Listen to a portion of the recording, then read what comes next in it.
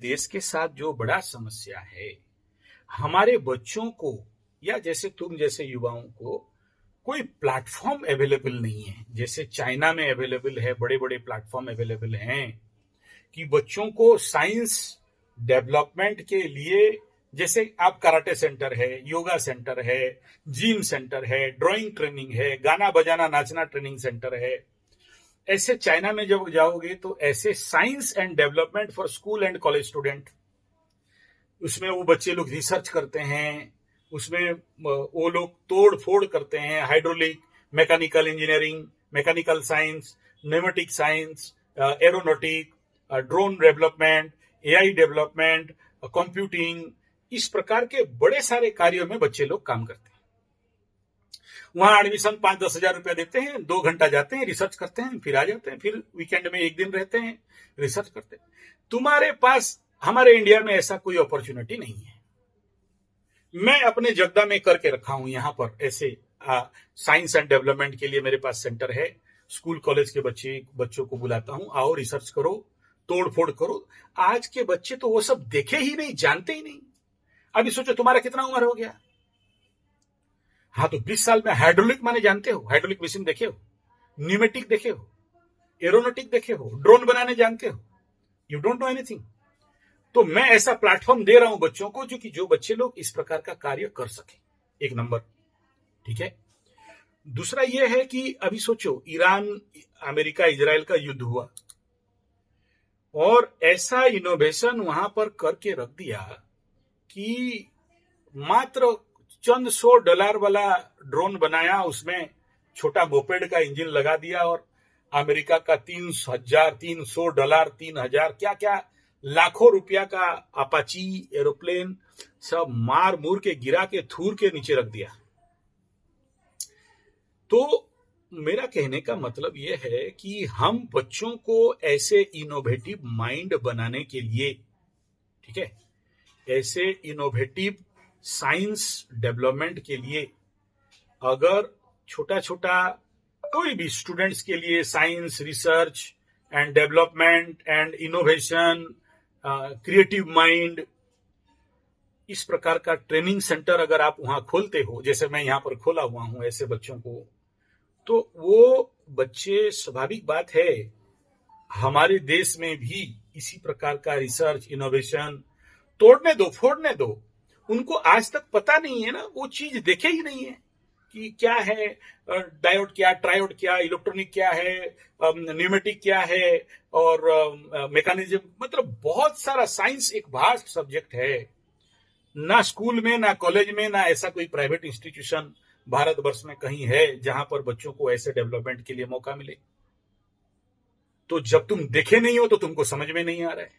तुम 10 तो चीज सोचो, एक तो पुराना जेसीपी, पुराना हाइड्रोलिक गाड़ी देखा, न्यूमेटिक ड्राइव गाड़ी देखा, तब तुम कुछ नया रिसर्च कर सकते हो कि हम पानी में भी गाड़ी चलाएंगे, या हम ऐसे ड्रोन बनाएंगे जो सबसे कम दाम का हो और 5-10 लाख ड्रोन एक साथ पाकिस्तान चाइना में छोड़ के खत्म कर देंगे, सबको स्वाहा कर देंगे।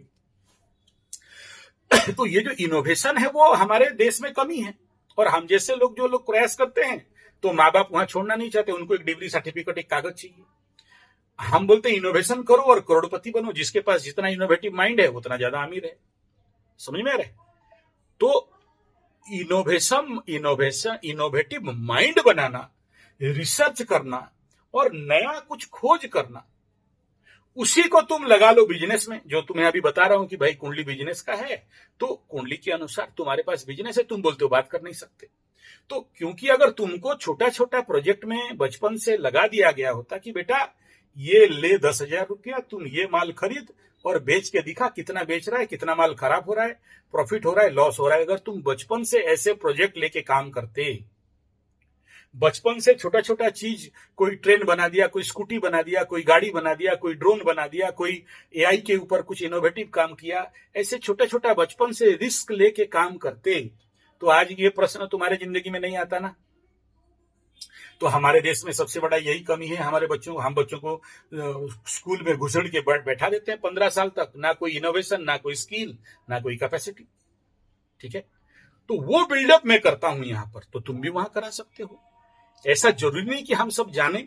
या सोचो किसी भी बच्चों को आर्ट्स, कल्चर, ड्राइंग, डांसिंग या कोई भी प्रकार का कल्चरल हायर आइटम, ऐसे प्लेटफॉर्म उनको मिले। मैं नहीं कह रहा हूं सिखाएं, सिखाने के लिए बहुत टीचर है, साइंस सिखाने के लिए, वो सब सिखाने के लिए बहुत टीचर बैठे हैं।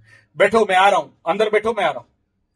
तो ऐसा प्लेटफॉर्म अगर मिल जाए तो हमारे देश के बच्चे इनोवेटिव होंगे कि नहीं, नया काम कर सकते हैं या नहीं, नया रोजगारक्षम हो सकते हैं या नहीं। और जैसा मैं यहां पर सेंटर चला रहा हूं राउरकेला उड़ीसा में, ऐसे अगर पूरे भारतवर्ष में ऐसे art, science, commerce, research, innovative mind, creative mind कैसे बनाया जाए, और बच्चों को ऐसे चलो छोटा छोटा खिलौना ही दे दो, भंगा टूटा टीवी दे दो, मोबाइल दे दो, लैपटॉप दे दो, खोल बेटा लग इसके पीछे पागल होके। और जो नहीं तो 10 टूटा हुआ चीज देख के 11 नंबर का नया इनोवेटिव काम वो बच्चा कर सकता है। ठीक है, तो जब तक आपको मौका ही नहीं मिला तो आप क्या उखाड़ोगे। जब जिंदगी में तुम देखे ही नहीं, तुम एक तो छोटा सा बिजनेस प्रोजेक्ट लो और काम करो, छोटा सा आर्ट एंड कल्चर का प्रोग्राम लेके काम करो, छोटा सा कोई रिसर्च, साइंस, विज्ञान को लेके काम शुरू करो। लॉस हो जाएगा, गिर जाओगे, टूट जाएगा, बर्बाद हो जाएगा, करो। और दूसरा यह है कि देखो इसका उपयोग कहां हो रहा है। तो जो भी बड़े बड़े फैक्ट्री है, जो भी अभी सोचो मैं तुमको हाइड्रोलिक के ऊपर या वाटर हाइड्रो इलेक्ट्रो प्रोजेक्ट के ऊपर लेके जाऊंगा, तो डैम लेके जाऊंगा। न्यूमेटिक इलेक्ट्रिकल है तो राउरकेला स्टील प्लांट पड़ा है, या ऐसा बहुत सारी प्लांट है मेरे अंडर में जो जिनका मालिक लोग या जिनके साथ मेरा कनेक्शन है। तो वहां पर जाके तुमको दिखा के लाएंगे, ट्रेनिंग करवा के लाएंगे, समझा के लाएंगे।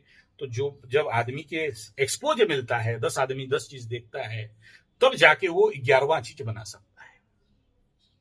तो ये काम मेरा जनरली ये रहता है। ऐसे ही मार्शल आर्ट के ऊपर हो, या योग के ऊपर हो, या मेडिकल साइंस के ऊपर हो, या फार्मिंग के ऊपर हो, इनोवेटिव आइडियाज लगा के नया प्रोजेक्ट पे काम करना कि भाई चल 1 साल के लिए आओ और एग्रीकल्चर के ऊपर, नेचुरल, बायो, ऑर्गेनिक फार्मिंग के ऊपर नया इनोवेटिव काम करो। जो पैसा आया, 1 लाख, 2 लाख, 5 लाख, 10 लाख फायदा कमाओ और तुम भी अमीर बन जाओ।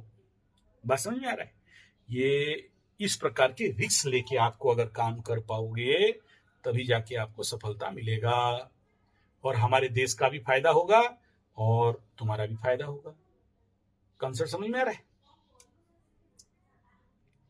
अगर मैं पुराना धड़ल्ले जैसा बात बोलता तो अलग बात है, लेकिन तुम्हारे कुंडली के अनुसार, अगर तुम्हारे कुंडली में ऐसा बात मुझे दिख रहा है बोल के तो बोल रहा हूं, या बिन फालतू का बस तुमको कोई भी धड़ल्ले से चटा दिया बेटा उंगली चाटते रहो, ऐसा नहीं है ना। जब कोई ऐसा इनोवेटिव आदमी दिखता है, जब ऐसा कोई कुंडली दिखता है, तभी तो बोलते हैं। या बिना मतलब का कुछ भी बकबका लो और टाइम पास कर दो, हो जाएगा क्या। क्योंकि हर बात को तो मैं रिकॉर्डिंग करते रहता हूं ना। कल तुम देखोगे, बोलोगे गुरुजी आप हमको ठग दिए। हाँ, मैं हर चीज डालता हूं भाई। मैं तुम्हारा बात रिकॉर्डिंग नहीं हो रहा है, मेरा बात खाली रिकॉर्डिंग हो रहा है। ठीक नहीं, तुम्हारा शब्द यहां रिकॉर्डिंग नहीं आ रहा है, तुम्हारा शब्द मेरा कान में आ रहा है। ठीक है, हाँ, तो वो रिकॉर्डिंग इसीलिए तो करता हूं कि कल जब तुम मेरे चैनल में जाके देखोगे गुरुजी मेरे को ऐसे बोले थे। यार जब कोई, देखो ऐसा है ना, मैं किसी भी चीज को केवल किताब से बोलूंगा तो नहीं होगा। एक्सपीरियंस, कुछ कुंडली को देख के हम लोग इतना हार्ट एंड गट हो जाते हैं कि 100% उसके ऊपर हम लोग प्रेडिक्शन कर सकते हैं, है कि नहीं। तो जैसे ही तुम जिस चीज को तुम विषयोग कह रहे हो, चंद्रमा मन का कारक, और वो फिर तुम मकर राशि के हो, और मकर राशि में शनि का अपने घर को शनि देख रहा है, साथ में शुक्र वहां बैठा हुआ है, गुरु वहां से त्रिकोण के केंद्र में है। तो ऐसा आदमी सुपर इनोवेटिव एंड क्रिएटिव होता है। तो उसके दिमाग में है बहुत। अलग बात है कि तुम प्रेजेंटेशन नहीं कर सकते। हाँ, तो मैं यहां पर यह कह रहा हूं कि भाई ऐसे हमारे भारत में छुपे पड़े बहुत सारे इनोवेटिव रिसर्च आदमी बैठे लोग, बच्चे लोग पड़े हुए हैं, लेकिन मौका नहीं मिल रहा है, प्लेटफॉर्म नहीं मिल रहा है, उनको ऐसा एनवायरमेंट नहीं मिल रहा है। और वही काम मैं यहां पर करता हूं, प्लेटफॉर्म, एनवायरमेंट और उनको व्यवस्था देने के लिए। ठीक है? हाँ, तो तुम्हारे कुंडली में ऐसा योग है, तुम मकरू हो, तो इसीलिए तुमको बोल रहे हैं, नहीं तो नहीं बोलते।